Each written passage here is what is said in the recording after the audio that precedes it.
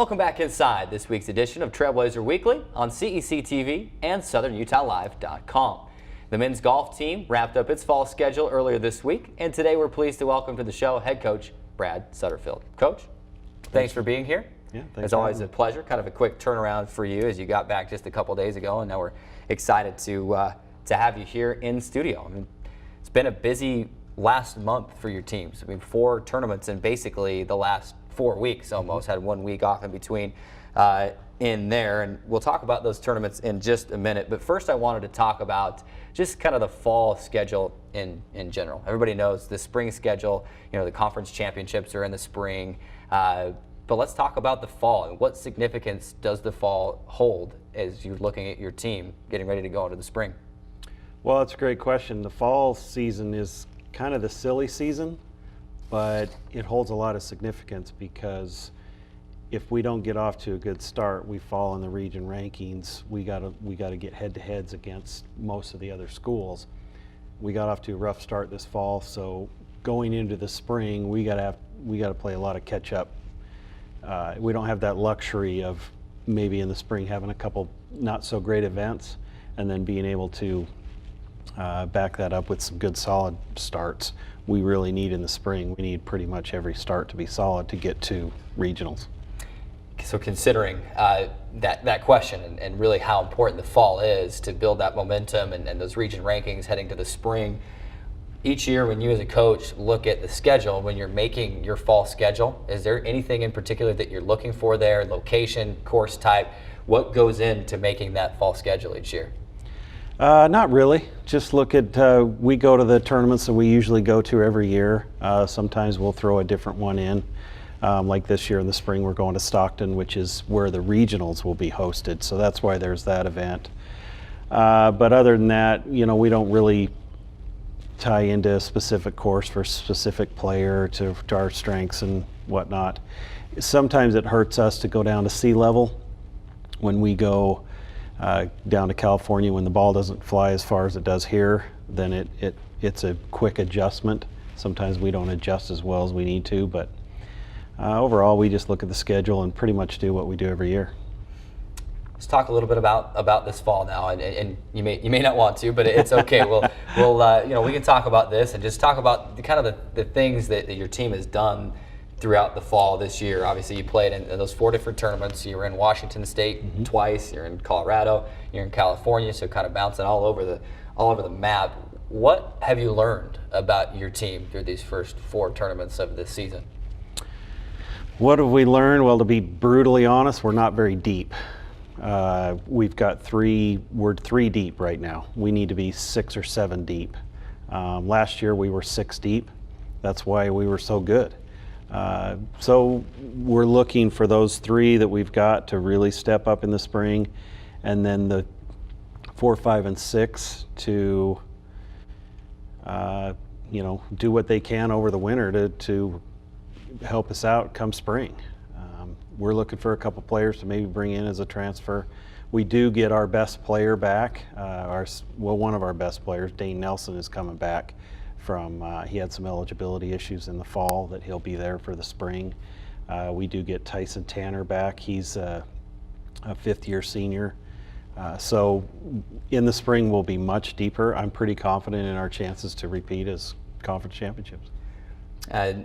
You had some, you know, 7th place was the best team finish this year, but you did have some good individual performances throughout the fall, including you got a John Reed kind of step up, you got a PacWest Athlete of the Week. Just talk about some of those individual performances that you've seen. You mentioned you're, you know, kind of 3 deep right now. You'd like to be a little deeper, but just elaborate a little bit on some of those individual performances that you did see throughout the fall.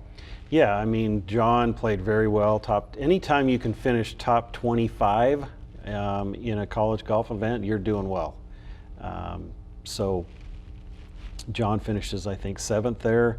Nick just finished 4th, which was a really solid field. I think the number 1 and number 4 and number 7 team in the country were there. So he beat every one but 3.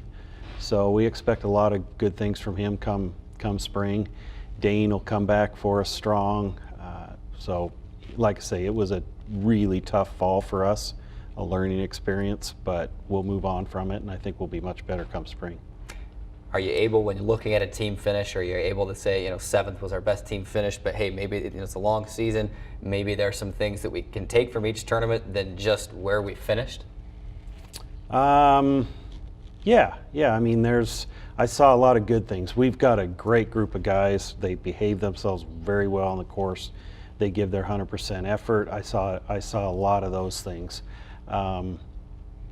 Nothing can replace talent, and when you get some talent in, we can compete.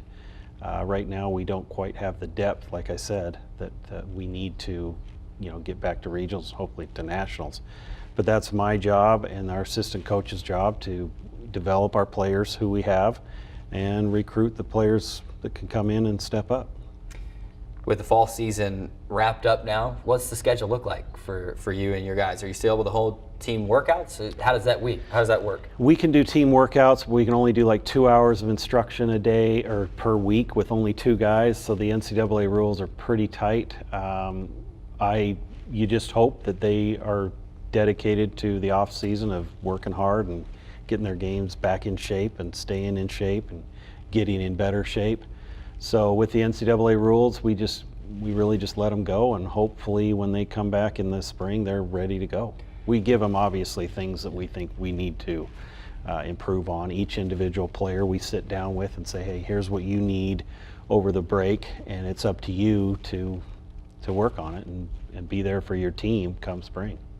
And you kind of took the next question right out of my mouth there. What kind of things are you able to give your guys to work on? But obviously you're able to, to give them things to work on in the spring. And you've mentioned a couple of the guys coming back, but what do you expect out of this team come spring? Kind of the expectations are there on your shoulders now, back-to-back Pac-West champions. You want to make it a three-peat, I'm sure.